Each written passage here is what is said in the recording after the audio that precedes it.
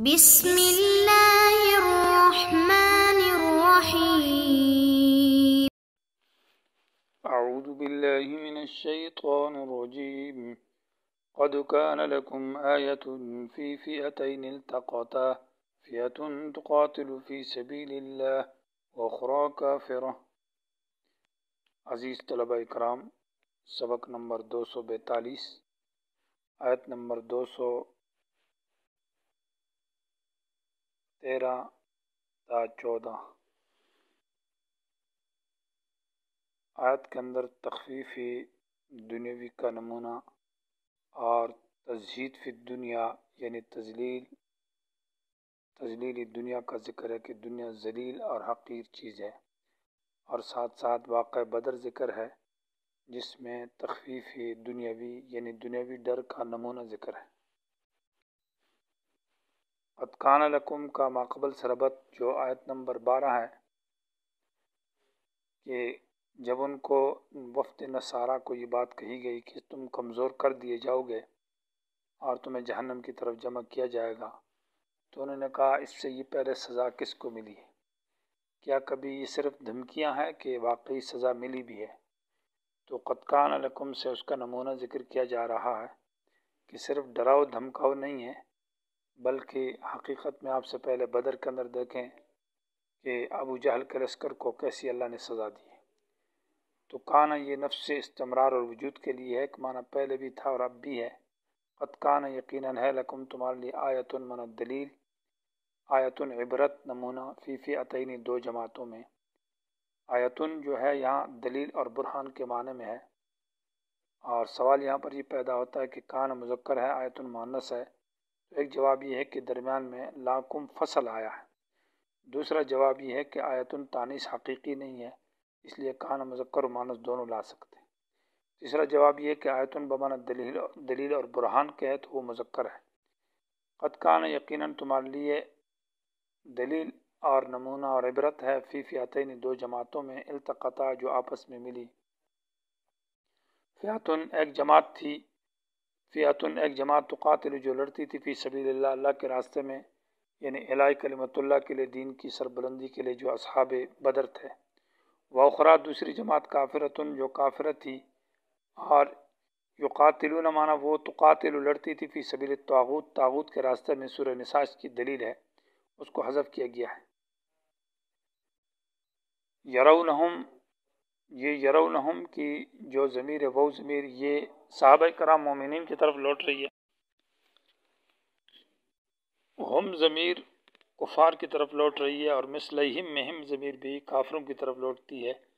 تو یرونہم میں وہ ضمیر فاعل مومنین کی طرف ہے۔ معنی یہ ہوگا کہ دیکھا مومنوں نے کافروں کو، مثلہم کافروں کا دو چند، 950 تھے تو مطلب ان کو 2000 کے قریب لگے۔ رائے العین آنکھوں دیکھنا، یعنی یہ بطور ابتلاء اور امتحان کا ہوگا کہ اللہ تعالیٰ مومنین کے امتحان لے رہا تھا کہ ان کو کافر بہت زیادہ نظر آئے اور خود وہ تو کم تھے، 313 تھے، تاکہ ابتلاء اور امتحان ہو، اور کم من فئتن قلیلتن غلبت فئتن کثیرتن باذن اللہ پر عمل رہے کہ کم جماعت بڑی بڑی جماعتوں کو شکست دے دیتی ہے۔ دوسرا معنی یہ ہے کہ یرونہم میں ہم ضمیر کافروں کی طرف لوٹتی ہے، اور مثلہم میں ہم ضمیر مومنین کی طرف ہے، اور یرون کا وہی معنی ہے۔ یرون معنی دیکھا مومنین نے کافروں کو، مثلہم اپنے دو چند۔ تو اس صورت میں پھر حقیقت پر محمول ہے کہ حقیقت میں جو کافر تھے وہ مومنوں سے کے دو چند تھے، یعنی اصل پر محمول ہوگا۔ رائے العین آنکھوں کا دیکھنا۔ تیسری صورت میں یہ ہے کہ یرونہم میں وہ ضمیر کافروں کی طرف لوٹتی ہے کہ کافروں نے مومنین کو دیکھا، مثلہم اپنے دو چند، رائے العین جب ان کے ساتھ 1000 لشکر فرشتوں کا تھا اور کچھ اور بھی وہ بڑھا دیے گئے۔ لیکن یہ تیسری توجیہ یہاں پر ضعیف ہے، اس لیے کہ یہاں یہ بتایا جا رہا ہے کہ مومنین جو ہے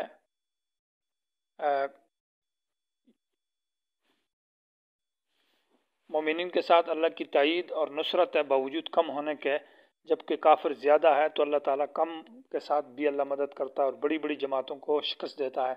تم اگرچہ وفد نصارہ جو ہے وہ زیادہ ہے لیکن تمہیں شکست ملے گی۔ اس بات کی تائید پہلی دو توجیہ میں زیادہ ہے۔ واللہ یؤید، اللہ مدد کرتا ہے بنصری اللہ تائید مانا مضبوط کرتا ہے اپنی مدد کے ذریعے من یشاء جس کو چاہتا ہے. یؤید مشتق ہے عید سے اور عید کا مانا قوت اور طاقت. تو یہ اسباب کے ساتھ بھی ہوتی ہے، ظاہری اسباب اور روحانی طور پر بھی ہوتی ہے. اس لیے واللہ یؤید، اللہ اپنی طاقت کے ساتھ مضبوط کرتا ہے، یعنی اپنی تائید کرتا ہے بنصر اپنے مدد کے ساتھ جس کو چاہتا ہے. ان فی ذالک، اس مذکورہ واقعے کے اندر لعبرۃ عبرت ہے، لأولی الابصار سمجھدار لوگوں کے لیے. ابصار جمع بصر کی بمانا سمجھدار، عقل والے. ابصار وہاں استعمال ہوتا ہے کہ جہاں عبرت ظاہر سے آنکھوں کے ساتھ عبرت حاصل کی جائے، اور اولو الباب وہاں استعمال ہوتا ہے کہ جہاں عقل کے ساتھ عبرت حاصل کی جائے. یہ فرق ہے ابصار میں اور الباب میں. عبرت مشتق عبر سے، عبر کا معنی گزرنے کے ہے. تو مطلب یہ ہے کہ ایک چیز سے دوسری کی طرف گزرنا یعنی جانا. تو مطلب یہ ہے کہ اس واقعے سے آپ عبرت حاصل کر کے اپنی طرف اس کو لے جائیں تاکہ یہی عبرت آپ بھی حاصل کریں. تو گویا کہ یہ قیاس ہے جو شریعت میں اس کو قیاس کہا جاتا ہے. زین للناس میں تزہید فی الدنیا اور دنیا کی بے ثباتی اور ذلت کو ذکر کیا جا رہا ہے. اس کا آیت کا ربط لن تغنی عنہم کے ساتھ ہے کہ انہوں نے اپنے مال پر فخر کیا، اولاد پر فخر کیا. تو کہا اولاد اور مال کام نہیں آئیں گے. یہ تو بعض ایک زینت ہے عارضی طور پر، اور ایک ڈول ہے، خوبصورتی ہے، حقیقت میں کچھ بھی نہیں ہے. تو اس محض زینت کے اوپر، عارضی حسن کے اوپر ناز اور نخرے نہ کرو، نہ ذلیل ہو جاؤ گے. اس لیے زین للناس خوبصورت کر کے دکھائی گئی ہے لوگوں کے لیے حب الشہوات، شہوات کے ساتھ محبت. زینہ مجہول کا صیغہ ہے. اللہ تعالیٰ کی طرف جو نسبت تزئین کی خلقتاً ہے کہ مانا اللہ تعالیٰ نے ان دنیاوی چیزوں کے اندر زینت کو پیدا کیا ہے، خوبصورتی کو پیدا کیا ہے. ان کی فطرت میں اللہ نے یہ چیز رکھی ہے، اور انسان کی طبیعت کے اندر پھر میلان رکھا ہے اور ان کے اندر حسن پیدا کیا ہے. تو وہ ظاہر بات انسان اس کی طرف مائل ہوتا ہے. للناس میں عمومی ذکر کیا ہے اس لیے کہ یہ زینت یہاں پر عموم عام لوگوں کے لیے ہے. اور زینہ کی نسبت شیطان کی طرف یا معبود من دون اللہ کی طرف وہ بطور وسوسہ کے ہے. حب شہوات، شہوات کے ساتھ محبت. شہوات جمع ہے شہوتن کی، اور شہوت ما تشتہی نفس، جس کو نفس چاہے اور جس کی طرف نفس مائل ہو جائے. تو یہ تو ہر انسان کے اندر ہے، چاہے وہ مومن ہے یا کافر ہے. اور حب کا معنی پھر اس کو اختیار کے ساتھ پسند کرنا، محبت ترجیح دینا. یہ ترجیح اختیاری ہوگی کہ اپنے اختیار کے ساتھ وہ دنیا کی چیز کو پسند اور ترجیح کرتا ہے. یہ پھر فاسق فاجر آدمی کے اندر یا کافر کے اندر دونوں کی آ سکتی ہے. اور تزئین کا معنی پھر اس کے اندر اس کو اچھا سمجھنا، اس محبت کو، یعنی دنیا کے ساتھ جو محبت ہے اس محبت کو اچھا سمجھتا ہے اور اس کو ثواب سمجھتا ہے، اور اس کی جو دل میں حقارت ہے وہ دل سے نکل جاتی ہے، وہ حقیر نہیں نظر آتی، وہ دین کے مقابلے میں اس کو ترجیح دیتا ہے. یہ بڑا مرتبہ ہے جو کہ مرتبہ کفر ہے. تو خوبصورت کیا گیا لوگوں کے لیے شہوات کے ساتھ محبت. وہ شہوات کیا من النساء، عورتیں ہیں. اور عورتوں کو سب سے پہلے ذکر کیا کہ ہر انسان کی فطرت میں عورتوں کے ساتھ محبت ہے. اس کی خاطر اپنا مال بھی لگاتا ہے، جان بھی لگاتا ہے، عزتیں بھی لٹتا ہے، اور حتیٰ کہ ماں باپ کے ساتھ جدائی بھی ہو جاتی ہے، مختلف فتنے پیدا ہوتے ہیں. دوسرا نمبر پر والبنین، بیٹے ہیں. یہ ترتیب کے ساتھ ذکر ہے. سب سے پہلے وہ بیوی کے چکر میں رہتا ہے کہ مجھے اچھی بیویاں عورتیں ملیں. دوسرے نمبر پر پھر اس سے بیٹوں کا طلبگار ہوتا ہے جبکہ بیٹیوں کا طلبگار نہیں ہے. اور ان کے لیے پھر یہ ہے کہ مال، حرام مال کماتا ہے. عورتوں کے لیے تو حرام مال بھی کماتا ہے، جان بھی لگاتا ہے، اور بیٹوں کے لیے صرف پھر حرام کمائی میں لگ جاتا ہے. یہ بھی ایک فتنہ ہے. والقناطیر، وہ خزانے المقنطرۃ جو جمع کیے گئے ہیں من الذهب، سونا اور چاندی کے. تو پھر اس کے بعد تیسری چیز ہے جب بیوی ہو جائے، اولاد ہو جائے، تو پھر مال کی چکر میں لگ جاتا ہے. قناطیر جمع ہے قنطار کی بمعنی خزانہ.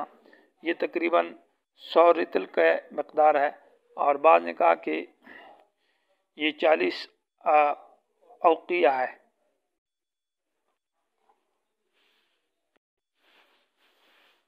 مختلف مقدار ذکر کی گئی ہے، لیکن بعض حضرات نے 12,000 درہم بتائیں اور 12,000 اوقیہ، اور ایک اوقیہ کی جو قیمت ہے وہ 40 درہم ہے.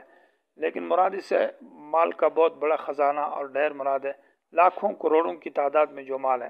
المقنطرہ ایسا خزانہ جو خرچ نہ کیے جائے بلکہ جمع ہو، اور اس سے نہ زکوٰۃ ہے، نہ صدقات ہے، نہ خیرات ہے، اس کو جمع کر کے رکھا ہے. من الذهب والفضہ، عام دنیا کے اندر یہی رائج چلتا ہے. والخیل، اور گھوڑے. المسومۃ، کا معنی ایک یہ ہے کہ جو مسومانہ جو رکھے گئے لیکن وہ گھوڑے ضرورت کے لیے اور سواری کے لیے نہیں ہے بلکہ محض شوق کے لیے ہے، اور مسومہ تصویم سے ہے، اور تصویم کا معنی ہے تعلیم، یعنی وہ گھوڑے جن کو تعلیم دی گئی ہے تو گھوڑوں کو بھی تعلیم دے کر پالتے اور رکھتے تھے۔ یا سیما سے مشتق بمعنی علامت کے کہ ان کے گلوں کے اندر ہار ڈالے گئے اور ان کو خوبصورت اور مزین کر کے ان میں ڈالا گیا۔ یا سوم سے ہے، سوم سے مشتق بمعنی یہ کہ ان کے لیے خاص چرگاہ ہیں جن میں ان کو آزاد چھوڑا گیا اور وہ چرتے ہیں، مقصد سواری نہیں۔ یا سوم یا سیما سے سب اس میں آ جاتے ہیں، مراد اس سے کہ وہ خوبصورت گھوڑے مراد ہے، اور امام بخاری نے بھی یہ معنی ذکر کیا ہے کہ محض ان کو خوبصورت کا رکھا گیا ہے، مانا ان کو وہ خوب پلے ہوئے ہیں اور صحیح موٹے تازے ہیں، اور اس لیے شوقیہ طور پر رکھے ہوئے سواری کے لیے۔ والانعام جانور جس میں بھینس، بکریاں، مختلف مویشیاں آ جاتی ہے۔ والحرث اور فصل، باغات ہے، کھیتیاں ہیں، بڑے بڑے اس کی زمینیں ہیں، ان چیزوں کی محبت دل میں ڈالی گئی۔ یہ گوئے کہ ایک ترتیب بھی فطرتی ذکر کیا تبھی کہ سب سے پہلے انسان کی محبت جو ہے نا وہ عورتوں سے، اور اس میں عام شریک ہے سب، اور یہ پھر تقسیم بھی ہے۔ بعض تو یہ چیزیں ایک ہی آدمی کے اندر یہ سب چیزیں پائی جاتی ہے، اور بسا اوقات یہ کہ ایک آدمی کے اندر، ایک ہی آدمی میں یہ مختلف شوق اور محبتیں ہوتی ہیں۔ کسی کی محبت عورتوں سے زیادہ ہے، یہ تو عمومی ہے، لیکن پھر کسی کی بیٹوں کے ساتھ زیادہ محبت ہے، اس کے چکر میں پڑا رہتا ہے۔ کسی کی مالدار پیسے ہوں، خزانے ہوں، کاروبار ہو، عام تجار لوگوں میں یہ چیز مرض پائی جاتی ہے۔ بعض میں سواری کا اور گھوڑ کا اس کا شوق ہوتا ہے کہ گھوڑ دوڑ کے لیے گھوڑے پالے جائیں، رکھے جائیں، مقابلے کیے جائیں، اور بعض جو کہ بادشاہ قسم کے لوگ ہیں، بڑے لوگ، تو ان کے لیے خیل المسومہ ہے، اور تاجروں کے لیے قناطیر مقنطرہ ہے، اور دیہاتی لوگ جو ہے ان کے لیے یہ جانور، مویشیاں اور فصل کھیتی، یہ اس طرح مختلف مزاج ہیں۔ ذالک، یہ المجموع کی تعویل میں اس کی طرف لوٹ رہا ہے کہ یہ جو مجموعہ ساری چیزیں ہیں، متاع الحیات الدنیا، یہ معمولی فائدہ ہے دنیاوی زندگی کا۔ متاع معنی ما یتمتع قلیلا ثم یفنا، جو جس سے تھوڑا سا زمانہ فائدہ ہو اور پھر وہ فنا ہو جائے، تو یہ معمولی چیز ہے۔ اور امام بقائی رحمہ اللہ نے کہا متاع اس مردار کو کہا جاتا ہے جس سے ضرورت کے وقت کھایا جاتا ہے، استعمال کیا جاتا ہے۔ تو معنی دنیا کے ساتھ دل نہیں لگانا، یہ تو بامر مجبوری اور ضرورت کے لیے استعمال ہو، باقی اپنا وقت دین کے لیے انسان خرچ کرے اور دین سیکھے۔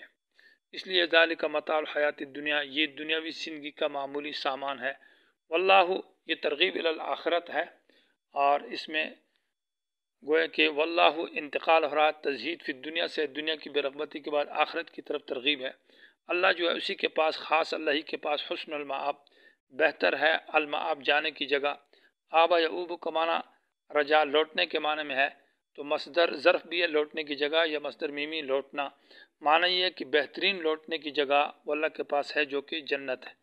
گویا کہ یہ بعد والی آیت کے لیے تمہید ہے، اور اصل میں ترغیب الی الآخرت جو بعد والی آیت ہے اس میں ذکر کیا جائے گا۔